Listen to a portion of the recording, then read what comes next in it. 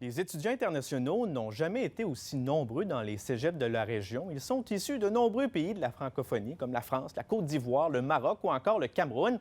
Flavie, vous avez travaillé sur le dossier. Comment est-ce qu'on explique cette hausse?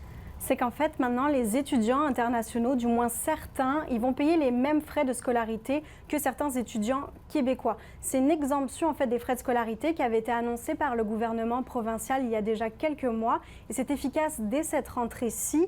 Et forcément, ça a eu un impact sur le nombre de demandes. Donc, ça a été élargi. Certains y avaient déjà le droit, mais maintenant, il y a encore plus d'étudiants qui ont le droit à ces exemptions. Pour vous donner un titre d'exemple, il y a une hausse de 50% d'étudiants étrangers au cégep Limoilou, même pourcentage pour le cégep Garneau. Et en fait, les étudiants québécois, ils paient environ 300 $ de frais de scolarité par session. Mais ceux qui devaient payer un petit peu le prix normal pour un étudiant étranger, ça pouvait aller jusqu'à 11 000 $ parfois. Donc il y a quand même une nette différence. Et j'ai parlé avec une conseillère en immigration au cégep Limoilou. Il me disait qu'il le voyait au niveau des demandes qui avaient été faites justement. Tous n'ont pas été acceptés et il fallait une certaine structure justement pour gérer l'abondance de demandes. Ça a été positif, mais ça nous a rappelé aussi l'importance de bien structurer l'accueil des étudiants et l'accompagnement en amont là, pour s'assurer qu'ils arriveront dans les temps. Puis on travaille aussi en collaboration avec 2 bureaux d'avocats de la région de Québec qui nous soutiennent et qui vont même, dans certaines situations, prendre en charge là, les dossiers d'immigration, les demandes d'immigration des étudiants. Bon, Flavie, est-ce qu'il y a un accompagnement après, une fois que les étudiants sont arrivés ici au Québec?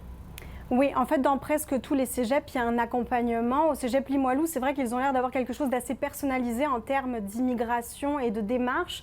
Mais par exemple, une fois qu'ils arrivent, ils sont confrontés au même problème que n'importe quel autre étudiant québécois, c'est-à-dire se trouver un logement. C'est pas toujours évident quand on n'est pas au courant du marché. Donc, ils sont vraiment aiguillés justement par le bureau international qui leur organise même des activités. Ça peut paraître anodin, mais une activité sur un atelier hivernal. Tout le monde n'est pas habitué à l'hiver québécois. Donc, on sent qu'ils sont accompagnés et c'est d'ailleurs ce que nous disait la majorité des étudiants à qui j'ai pu parler.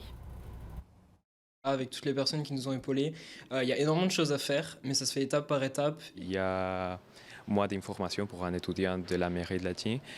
À la fin, les bureaux internationaux m'aidaient beaucoup. J'ai eu l'accompagnement tout au bout de mes demandes de documents, de mes prises de rendez-vous, même les empreintes. Tout a été vraiment, on a été accompagné de A à Z.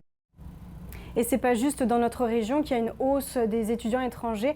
À travers la province, on parle de 25,9% d'augmentation dans les cégeps. Merci beaucoup, Flavie. De rien.